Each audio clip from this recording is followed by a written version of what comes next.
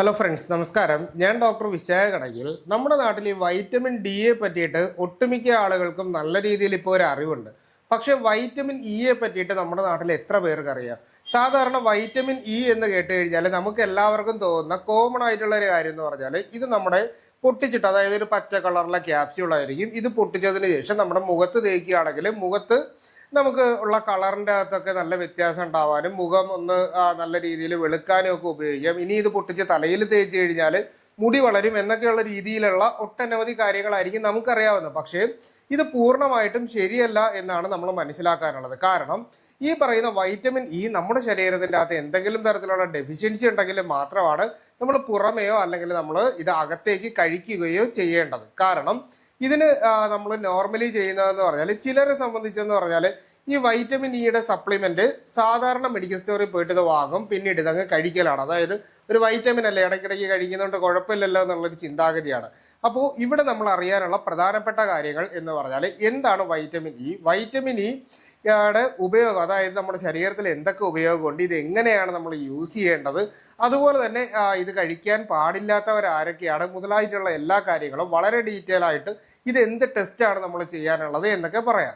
അപ്പോൾ vitamin E എന്ന് പറയുന്നത് ഒരു ഫാറ്റ് സോലിബിൾ ആയിട്ടുള്ള ഒരു വൈറ്റമിൻ ആണ്. ഇത് നമ്മുടെ ശരീരത്തിലേക്ക് കിട്ടിക്കഴിഞ്ഞാലും ഇത് നമ്മുടെ മറ്റ് ആവശ്യങ്ങൾക്ക് വേണ്ടിയിട്ട് ഉപയോഗിക്കുന്നതിന് മുൻപ് തന്നെ ഇത് നമ്മുടെ ലിവറിലേക്ക് സ്റ്റോർ ചെയ്ത് വെക്കുകയാണ് ചെയ്യുന്നത്. അപ്പോൾ അങ്ങനെ സ്റ്റോർ ചെയ്തിട്ട് ഇത് ആവശ്യത്തിനനുസരിച്ച് റിലീസ് ചെയ്യുകയാണ് എപ്പോഴും ചെയ്യുന്നത്.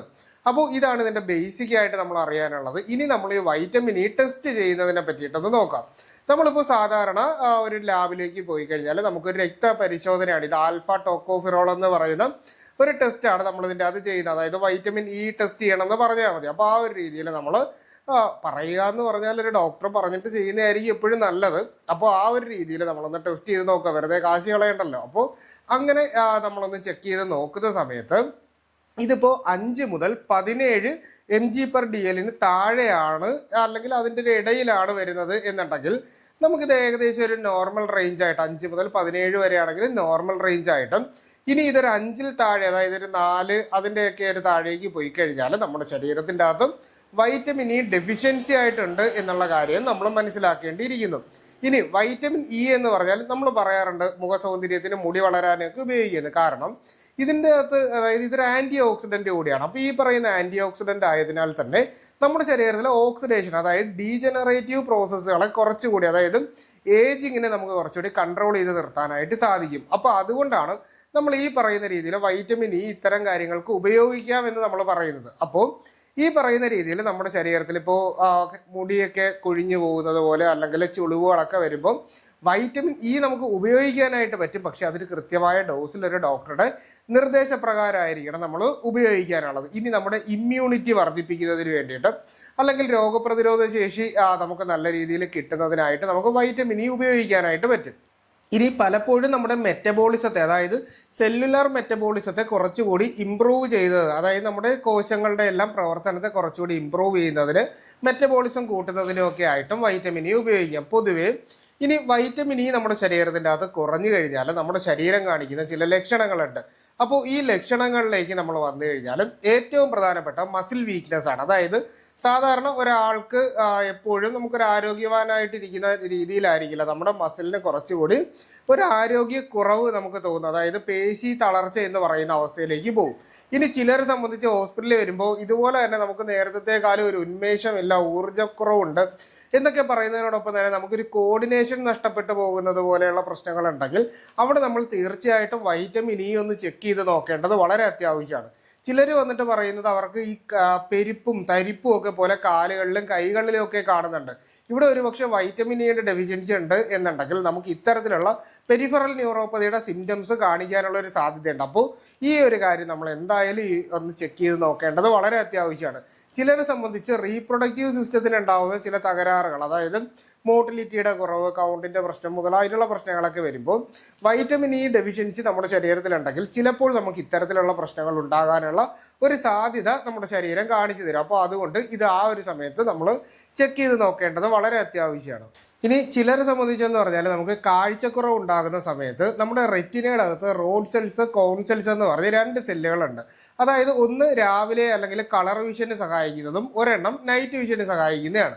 അപ്പോൾ ഈ സെല്ലുകളുടെ കൃത്യമായിട്ടുള്ള പ്രവർത്തനത്തിന് വൈറ്റമിൻ ഇ വളരെ അത്യന്താപേക്ഷിതമായതുകൊണ്ട് തന്നെ വൈറ്റമിൻ ഇയുടെ ഒരു കുറവ് നമ്മുടെ ശരീരത്തിൻ്റെ അകത്ത് ഉണ്ടായി കഴിഞ്ഞാൽ നമുക്ക് ഇത്തരത്തിലുള്ള കാഴ്ച സംബന്ധമായിട്ടുള്ള പ്രശ്നങ്ങൾ ഉണ്ടാകും. ഇനി വൈറ്റമിൻ ഇ കിട്ടിക്കഴിഞ്ഞാൽ നമുക്ക് അത്തരത്തിലുള്ള പ്രശ്നങ്ങൾ ഒഴിവാക്കാനായിട്ട് സാധിക്കും. ആർത്തവ സമയത്ത് സ്ത്രീകൾക്ക് അമിതമായിട്ടുള്ള വേദന അനുഭവപ്പെടുന്നുണ്ടെങ്കിൽ ഒരു പക്ഷേ നമുക്ക് ഈ വൈറ്റമിൻ ഇയുടെ ഒരു ഡെഫിഷ്യൻസി കൊണ്ടായിരിക്കാം നമ്മുടെ ശരീരത്തിൽ ഇത്തരത്തിലുള്ള പ്രശ്നങ്ങൾ കാണിക്കുന്നത് എന്നുകൂടി നമ്മൾ മനസ്സിലാക്കണം. ഇനി ഞാൻ ആദ്യം പറഞ്ഞതുപോലെ തന്നെ നമ്മുടെ സ്കിന്നിന്റെ ആരോഗ്യത്തിനും അതുപോലെ തന്നെ നമ്മുടെ മുടിയുടെ ആരോഗ്യത്തിനും ഒക്കെ വൈറ്റമിൻ ഇ അത്യന്താപേക്ഷികമാണ് എന്ന് കരുതി നമ്മൾ സ്വന്തമായിട്ട് വാങ്ങി കഴിക്കാനോ ഇല്ലെങ്കിൽ ഇത് പൊട്ടിച്ച് മുഖത്തോ മുടിയിലോ ഒക്കെ തേക്കുന്നത് വളരെ തെറ്റായിട്ടുള്ളൊരു കാര്യമാണ്. അപ്പോൾ അതുകൊണ്ട് തന്നെ ഇതൊക്കെ നമുക്കൊരു ഡെഫിഷ്യൻസി ഉണ്ടെങ്കിൽ ഒരു ഡോക്ടറുടെ നിർദ്ദേശപ്രകാരം ആയിരിക്കണം നമ്മൾ അങ്ങനെ ഉപയോഗിക്കേണ്ട ഒരാവശ്യം വരികയാണെങ്കിൽ ചെയ്യേണ്ടത്.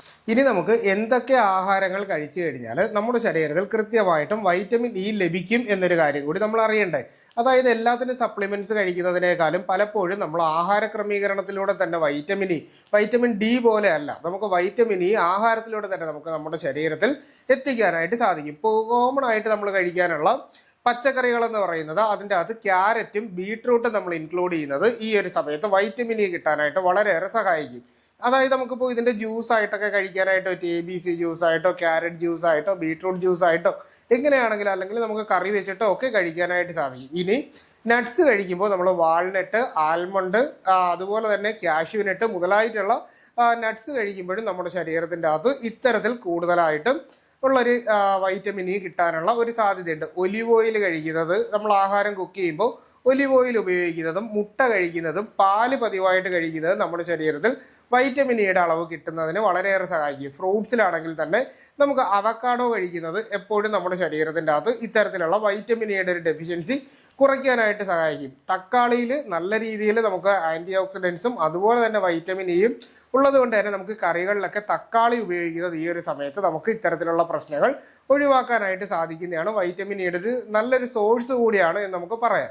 അപ്പോൾ ഈ ഒരു രീതിയിലാണ് നമ്മൾ വൈറ്റമിൻ ഇ കഴിക്കുക. അതായത് വൈറ്റമിൻ ഇക്ക് നമുക്ക് ആഹാരങ്ങളിലൂടെ കൺട്രോൾ ചെയ്യാന്നുണ്ടെങ്കിൽ അമിതമായിട്ട് വൈറ്റമിൻ ഇ നമ്മുടെ ശരീരത്തിൻ്റെ അകത്തേക്ക് എത്തിക്കഴിഞ്ഞാൽ, അതായത് ഇപ്പോൾ ക്യാപ്സ്യൂളൊക്കെ വാങ്ങി കഴിക്കുന്നവർ അറിയാനാണ് പറയുന്നത്, പൊതുവേ നമുക്കുണ്ടാവുന്നത് അബ്ഡോമിനൽ ബ്ലീഡിങ്, അതായത് നമ്മുടെ ശരീരത്തിൻ്റെ അകത്ത് ബ്ലീഡിങ് ഉണ്ടാകാനുള്ള സാധ്യതയുണ്ട്. അപ്പോൾ അതുകൊണ്ട് തന്നെ വൈറ്റമിൻ ഇ ഒരിക്കലും ഡോസ് തെറ്റി നമ്മൾ ഒരിക്കലും എടുത്ത് കഴിക്കാനുള്ളൊരു മരുന്നല്ല.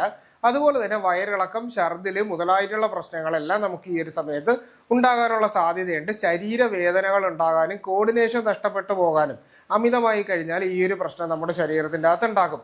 ഓർമ്മയ്ക്ക് ചെറിയ പ്രശ്നങ്ങൾ ഉണ്ടാകാനുള്ള സാധ്യതയുണ്ട്. അപ്പോൾ ഈ ഒരു രീതിയിലുള്ള, അതുപോലെ തന്നെ ചിലർക്ക് എന്ന് പറഞ്ഞാൽ പ്രോസ്റ്റേറ്റ് ഗ്രന്ഥിക്ക് പെട്ടെന്ന് അസുഖങ്ങൾ, അതായത് പ്രോസ്റ്റേറ്റീസ് പോലുള്ള പ്രശ്നങ്ങൾ വൈറ്റമിൻ ഇ അമിതമായിട്ട് നമ്മുടെ ശരീരത്തിൽ എത്തിക്കഴിഞ്ഞാൽ ഉണ്ടാകാനുള്ള ഒരു സാധ്യതയുണ്ട്. അപ്പോൾ ഈ ഒരു കാര്യത്തെ പറ്റിയിട്ട് ഒട്ടനവധി ആളുകളും ബോധവാന്മാരല്ലാത്തത് കൊണ്ടാണ് ഇന്നത്തെ എപ്പിസോഡിൽ ഞാൻ വളരെ കൃത്യമായിട്ട് ഇതിൻ്റെ കാര്യങ്ങൾ പറഞ്ഞത്. ഒരു കാരണവശാലും സ്വന്തമായിട്ട് വാങ്ങി നമ്മൾ ഉപയോഗിക്കാനുള്ള ഒരു മരുന്നായിട്ട് നമ്മൾ ഒരിക്കലും വൈറ്റമിൻ ഇ കാണരുത്.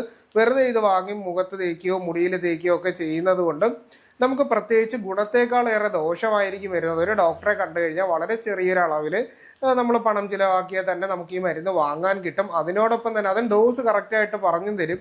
അതിനോടൊപ്പം തന്നെ നമുക്കൊരു ടെസ്റ്റ് ചെയ്ത് നോക്കി ഇത് 4-ൽ താഴെയാണെങ്കിൽ മാത്രം നമ്മൾ വൈറ്റമിൻ ഇ ഉപയോഗിച്ചാൽ മതിയല്ലോ. ഇല്ലെങ്കിൽ നമുക്ക് മറ്റെന്തെങ്കിലും ഒരു ഡെഫിഷ്യൻസിയുടെ കാര്യം കൊണ്ടായിരിക്കും നമുക്ക് ഇത്തരത്തിലുള്ള പ്രശ്നങ്ങൾ ഉണ്ടാകുന്നത് എന്ന് തിരിച്ചറിയാനും അതിന് വേണ്ടിയിട്ടുള്ള പ്രോപ്പറായിട്ടുള്ള ട്രീറ്റ്മെൻറ്റ് എടുക്കാനും നമുക്ക് സാധിക്കുന്നതാണ്. അപ്പോൾ ഈ ഒരു വിഷയവുമായിട്ട് ബന്ധപ്പെട്ട് നിങ്ങൾക്ക് എന്തെങ്കിലും സംശയങ്ങൾ ഉണ്ടെങ്കിൽ അത് കമൻ്റായിട്ടോ മുകളിൽ കാണുന്ന വാട്സാപ്പിൻ്റെ നമ്പറിലോ ചോദിക്കുക. കൃത്യമായിട്ടുള്ള റിപ്ലൈ നിങ്ങൾക്ക് കിട്ടുന്നതായിരിക്കും. അപ്പോൾ ഇത്തരത്തിലുള്ള പുതിയ അറിവുകളായിട്ട് നമുക്ക് വീണ്ടും മറ്റൊരു അവസരത്തിൽ കണ്ടുമുട്ടാം. അതുവരെ എല്ലാവർക്കും ഗുഡ് ബൈ.